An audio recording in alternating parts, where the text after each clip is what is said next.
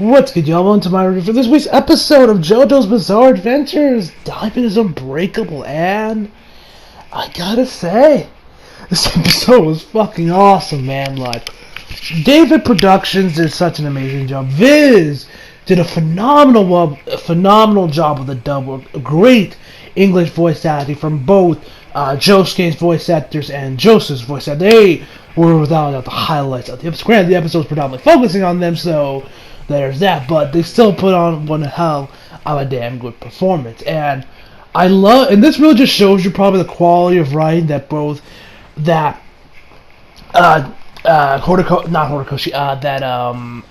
has compared to whoever the hell is writing Boruto, because the way how they portray why I wouldn't necessarily say daddy issues, but why Josuke hates Joseph, and why I say Boruto hates Naruto, and why I say that Josuke is has all the is right as is justified in his feelings, and why Boruto is not. And because I'll explain it later on in the review when we get to that part of the episode, because I know there's gonna be some fucking goon gonna be watching and be like, oh, but Glenn, you said you hate Boruto because the kids don't hate Naruto. Why are you giving Josuke a pass? You didn't crucify Josuke, yet you're crucifying Boruto. We'll get to that when we get there. But anyway, let us begin. So we start this episode off. We're at this cafe where we got Josuke, Jotaro, Okuyasu, and Koichi. They're all pretty much just chilling at the table, drinking their little coffee. For some reason, Joseph is on another table. I guess they just didn't have room, so I guess that's why he gets the whole table to himself. And we find out that Jotaro managed to find the bow and arrow. It was at Akira's apartment, and then we get this little scene where he's in prison, and Jotaro. I love Jotaro here. He's like, you could use your sand to come out, but then I would have to hunt you down and finish the job. It's like, oh, you can't lay a finger on me while I'm in here. Like, I love Jotaro. That man could make you shit yourself by saying, and I love Jotaro. He is indeed best JoJo. Anyway, so while they're like kind of discussing about and Koichi asks, hey, where's bow and arrow going? He says Speedwagon Foundation to for analysis to know what is the hidden meaning behind stands, yada yada yada yada. And then we get to Chelsea. He's like, Tracy's kind of like, the Japanese can make one good cup of Joe, which is kind of ironic because he was kind of hating on the Japanese when we first saw him at the end of part 2, where he was like hating on them because his daughter was married to a Japanese guy. How many of y'all remember that little sting from part 2? So there was that. He was also listening to a Sony Walkman, which we know is a Japanese company. So whatever. Anyway, and so he's like, waitress, another cup please, and then we see Josuke, his cup falls down the table, but Josuke managed to this is one thing I just love about this episode. It was of just pretty much just Josuke and Joseph bonding, trying. I wouldn't necessarily catch up with the last years because Josuke makes that pair yo, bro, this is art, but it's almost like.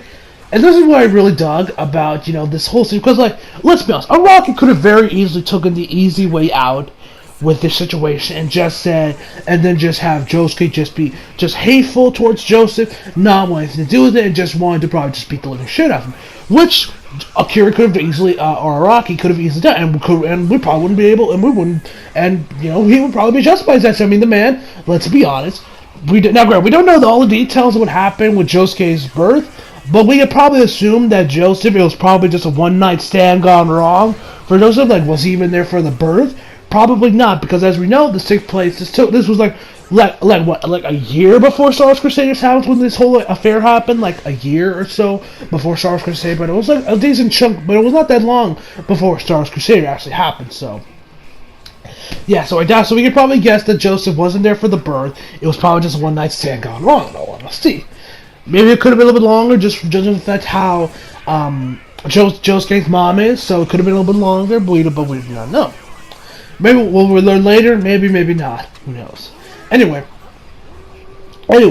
so Joseph's like, hey man, watch it, and Joseph's like, I can't go anywhere with you, not Tuesday's like, oh, sorry. Like, it's the weird thing about Joseph, which I'll talk more about Joseph this whole later on, because his personality kind of shifts around in this episode a lot. Anyway, so he's like, and then Koichi reminds him, hey man, don't you gotta catch the bus? He's like, oh yeah, right. He's like, alright, come on, get up, we gotta catch the bus. I love that Josuke, like I said, like, Arai could have gone the easy way out and just had Josuke just hate Joseph for what he did and everything. But I like that Araki made him, like, took, like, a harder route with making with Josuke, like, legit, it looks like Josuke's, like, legit trying to make this kind of work. And so, like, he is talking to his father, he is helping him out, he is, like, he is taking him to go see his bloody mother, so that they can kind of, like, I guess, have a reunion or something. But he's at least trying to make this work, or at least have this, trying to, like, decrease the awkwardness between situations. Probably just Robin wants us to try to get know his dad a little bit. So I like that, Josuke's at least, Josuke, I should say, is at least trying in this situation. So they get on the bus, and then so they makes a phone. So Josuke makes a phone call to his mom. So like, hey mom, you gonna be here for the rest of the day? He's like, yes. Okay, then bye. It's like Josuke did not do a decent job of hiding the fact that he's hot. Something like the man reeked of suspicion in his voice. You could just hear it. And then we see that Joseph is crossing the street, and he's like, I told that old geezer to stay put. And so he goes charging, and so then he goes like chasing after him. He's like, "Hey, I told you to stand, wait, old man!" And so he screams at him, like maybe 2 feet away from him. He's like, "Oh, sorry, you said we were kind of..." And then Josuke kind of lands the ground rules. He's like, "Look, bro, I'd like that Josuke says like, look, man." He tells the first one you gotta keep your distance from mom, and no talking, because like he says, as if I know my mother like I do, or if this won't be enough for her, she'll be an emotional train wreck for her. Because which we see, for some reason this woman is very attached to Joseph, or has deep emotional love. I mean, just look at what happened when Josuke met her. When she confused, and when she thought that was actually Joseph. She became a mess. She was an emotional mess at that point. So we know she actually saw Joseph. Oh my god, what the hell? Oh my god, this poor woman would probably have a heart attack. So he tells me, keep your distance from her. Do not talk to her. These terms are non-negotiable. He says, after you've seen her, you should hurry back to America. And I like that Joseph, even though we know Joseph is very old, he still understands. He's like, yes, okay. And he also tells him, like, look, man, I'm going to be calling you Mr. Joestar from here on out. I'm not going to be calling you Dad. But first, Josuke looks kind of shocked. He's like, what? And he's like, look, man, we are strangers. That's what we've been, is strangers up until say so. He isn't which is very understandable. I mean, Joseph has never been in Josuke's life. He didn't even know he even had a father until like maybe a week or two ago. Whatever the timetable is from here to the start of here to time as Unbreakable, not much, like, he didn't even know about his father. So of course he'd probably be a little hesitant to call his father Dad. So it makes sense that he sticks to calling him Mr. Joestar, which I like. This is like I said, this is very, you can very easily understand all of Josuke's, problems and why he feels the way he feels towards Joseph. Unlike Boruto, which I will discuss more about that later on.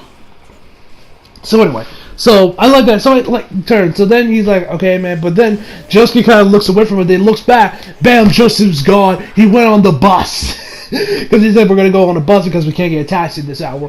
And so he goes, and then he asks with this elderly woman. I was like, hey, have you seen a little real grandpa looking guy earlier? He's like, yeah, see, we're on that bus. And it's like, oh, you got to be kidding. So then he finds the bus. He's like,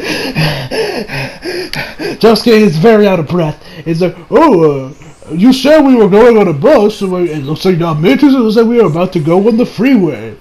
Merge with the freeway. It's like, I shall let you take that bus all the way to Hokkaido. I don't know where the hell Hokkaido is. Maybe it's some city in Japan. I don't know. And it's like, stomach cramp, suck. He's like, I'm sorry, I didn't mean to inconvenience you. And then Joseph, I should say, feels like this little tugging on his pants, and he's like, "What?" And then he notices these handprints in the mud, and we're pretty much Joseph becomes back to old Joseph that we knew and loved from part 2 and 3. But to Josuke, the man looks like he's gone fucking insane. So he's like, "Hey, Josuke, I feel there's something tugging at my leg." And then he grabs his cane, looks there and drops it like, "Oh my god, Josuke, there's a stand user!" And it's like, yeah, in fact, there are 2 stand users. And for the record, I'm talking about us. And then he's like, oh my god!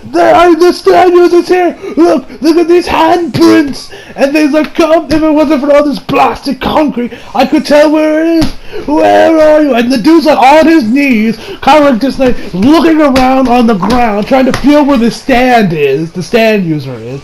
And Josuke's like, there's no way in hell I'm letting this crazy fucker see him out. Nope,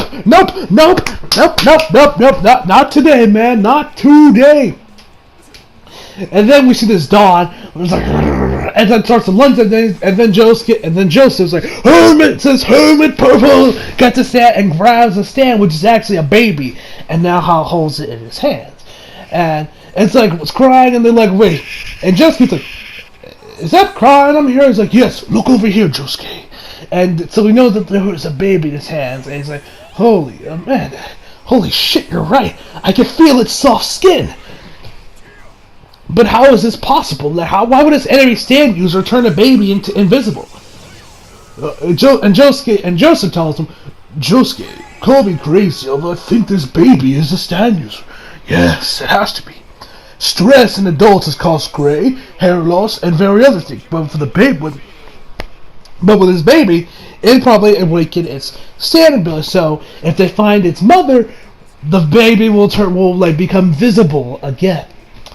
So it's like, okay, well, it's a boy or... And then Josuke asks him, like, well, is it a boy or a girl? And he's like, aha, I know. Yes, it is indeed. I now know what the gender of this baby is. This hand has never let me down. As I can tell you, it's a girl. He's like, oh, so that's why you had to use your hand, huh? And then he starts chasing after Joseph with his cane. Then Josuke chases after Joseph with his cane. I was dying at that point because pretty much Josuke is insinuating that Joseph's a pervert and a pedo. Which we all know he's not. I mean, come on now. But that scene every time, just, oh my god. That scene out of context. Stuff like this is why I always love JoJo. And why JoJo out of context is so fucking hilarious. But anyway, enough of that. That was entertaining as hell. That had me dying. And so he's like, well, is there anything else I should know? He's like, oh god, what is that nauseating still coming from your head? We find out the baby took a nice, good, big old, fat, steamy dump all over Joseph's hand. Yes, he's like, oh man, I didn't notice until I got a fistful, and I just scratched my beard with this hand. That's your problem, Joseph. That is your problem. So they're trying to recover from that horrifying, foul stench. So we then head over. We head over to like this cafe kind of area. We see somebody handing back the dude's man. We have like this editor handing back the dude's like manuscript or something. It's like, oh yes, I liked your first draft. Now hopefully you can come back somewhere on the second draft. And the like envelope it's in has Shueisha on it. Y'all ain't even trying to be subtle now, are you? Now we don't know who this person is. We just see his hand grabbing it. Now, no one in the family gave, the Dare Productions gave this any sort of attention. I assume this is either A, Kira, or B, it's maybe the stand news we'll get next week. It's probably going to be one of those two options, or maybe a future stand news we see later on in the series. Whichever option is most likely one of those two options. Anyway, so We then head over back to Joseph. They're pretty much just walking down the street. They find them. They find the baby store to get the baby some clothes. They don't want the baby running around all natural. And Josuke tells Joseph that he needs to go in there and do it himself, and do it because he can't go in there because if someone from class saw Joseph in there or Josuke in there, they would have thought he's just some bad boy that got a girl pregnant, that knocked up some poor girl, which completely understandable. I mean, is that like actually a thing in Japan where dudes like I mean I know America there's litter with teen pregnancy, but is that really a serious issue in Japan? Whatever the case may be, I still very much understand Josuke's, I understand completely why Josuke doesn't want to go in there and doesn't want that false rumor being spread around, so, yeah. Anyway,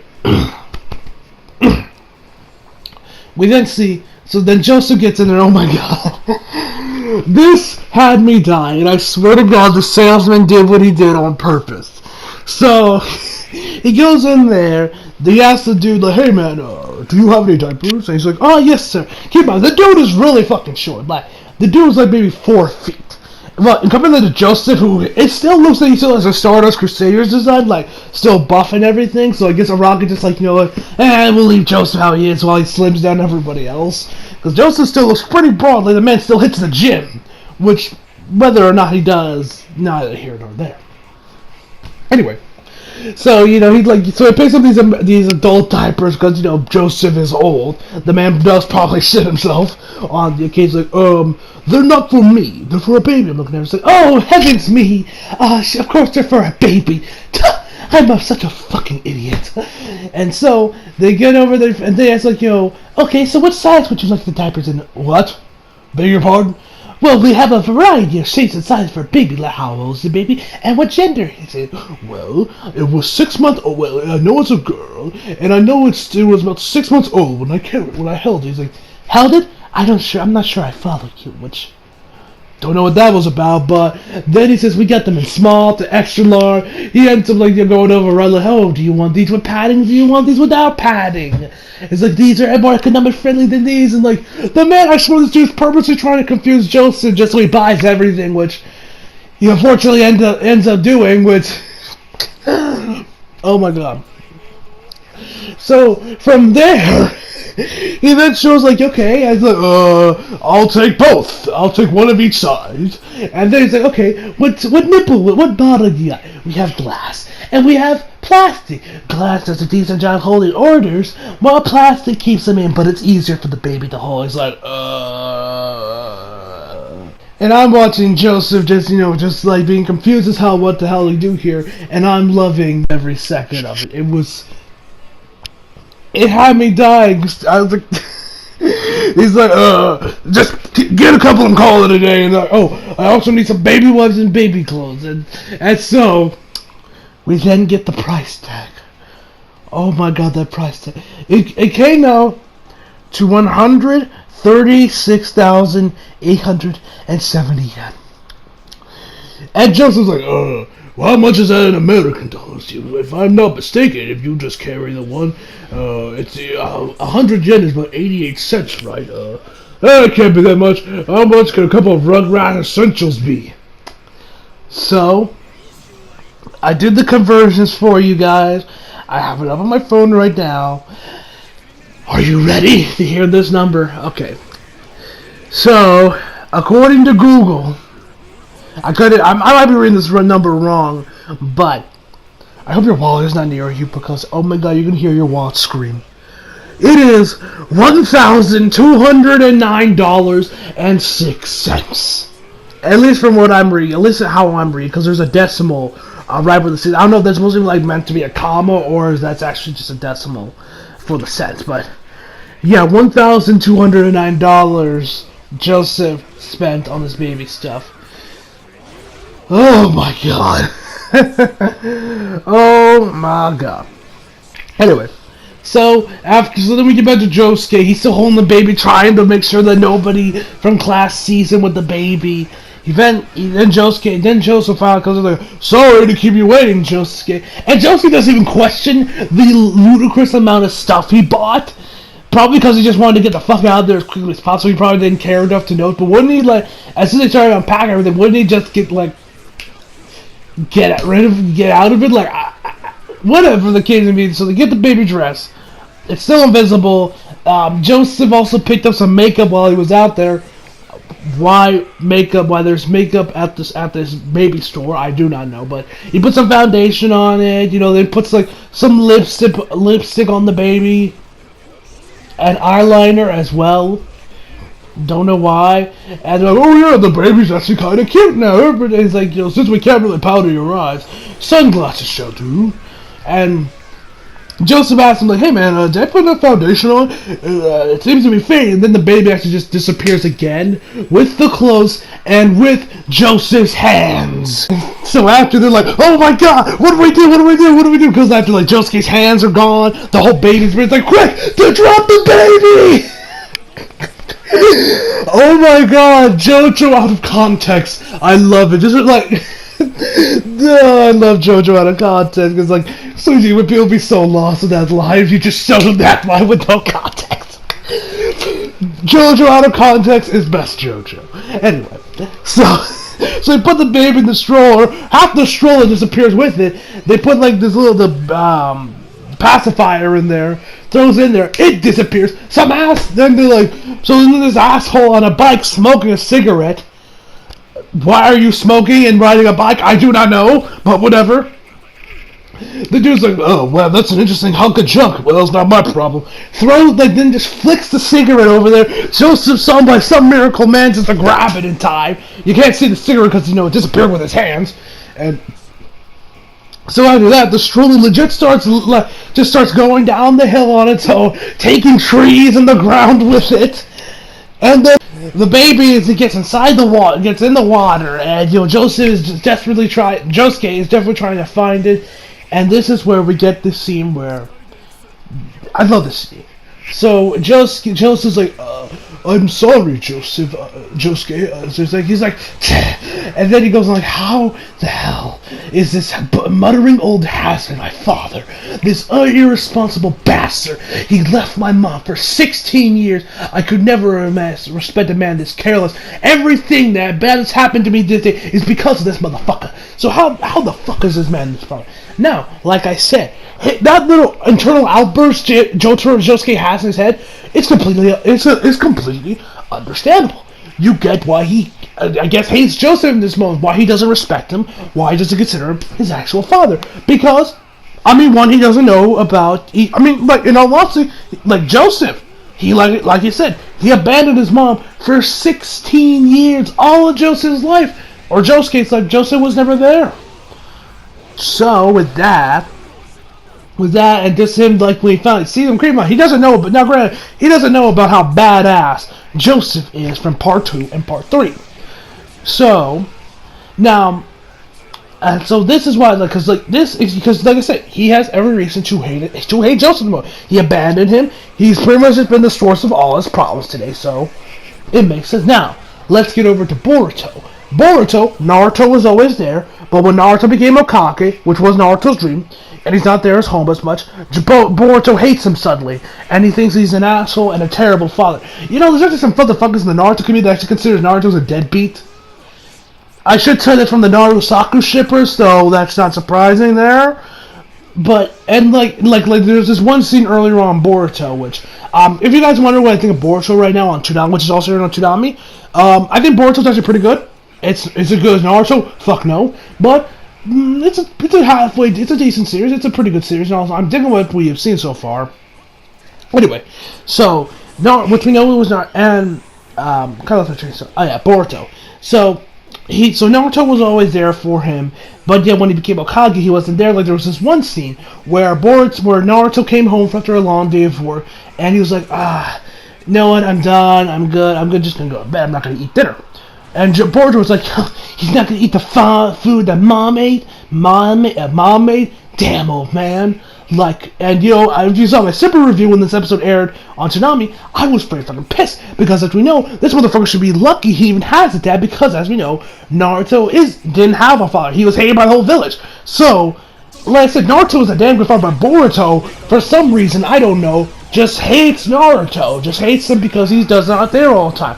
Hence why I say he doesn't have a legit have a valid reason, and he doesn't he doesn't have a valid reason to hate Naruto because he has no reason other than maybe he's just too young to say like, hey, motherfucker, your dad's the Hokage, which requires a lot of responsibility, which means he can't be home every goddamn day to appease you, motherfucker.